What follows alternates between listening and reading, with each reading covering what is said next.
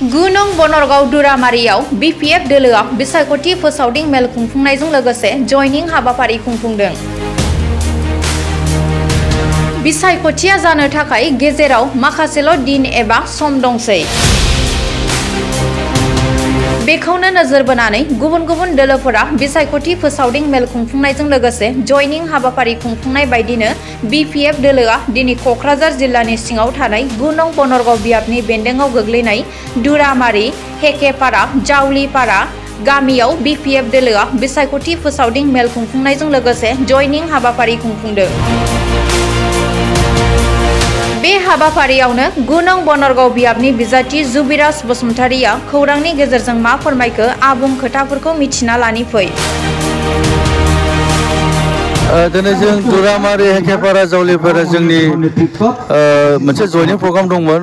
बाहाय बिभिन्न पार्टिनिफ्राय दिनै UPPL निफ्राय बांसिन फैदों, बबेबा BJP निफ्राय फैदों साफा सानै, आरो दिनै नैबे बाटारमारि स्टेरिं अफिसावहाय जोंनि इलेक्शन स्टेरिं अफिस लास्ट जयनिं प्रग्राम बाहाय जिबादि बिथांमोना 32 जन बिसोरो जोंनि जावलियापारा दुरामारि हेकेपारा ओनसोलनि मानसिजों दिनै जोंनि दोलोखौ BPF दोलोखौ मोजां मोननानै दिनै बिथांमोना जोंनि दोलोआव जगदान जाफैबाय आरो गोबांथार दङ फैबावनांगौ दङ। निस्सय गासिबो जोंनि बनगाव समस्थियाव खुनु दस्रा दोलोआ सक्ति गैला, खारन माने प्रत्येकटा कमिउनिटिनिफ्राय जोंनि दोलोआव दिनै लोब लोब हाबफैगासिनो दं। गतिके जोंहा बनगावआव खुनु खोथा गैला जोंनि दोलोखौ फेजेननो हानाय। दुर्भाग्यजनक आरो निन्दानिजनक, मानो होनोबा जों इलेक्शनसो गेलेगोन, जों फ्रि एन्ड फेयार इलेक्शनसो गेलेनो लुगैदों। बाहाय जुदि बबेबा पार्टिनि अफिसखौ थांनानै बुख्रुबनाय सुख्रुबनाय खालामनानै सामसे देरहागोन, बेजोंलाय सामसे देरहागोन, दादागिरि दुथांजों सामसे देरहागोन। बे निन्दाजनक आरो आं बेखौ कुनुदिन गनायनो हाया। आयेनगतभाबै बे दुष्टिगिरिखौ हमनांगौ आरो साजा होनांगौ।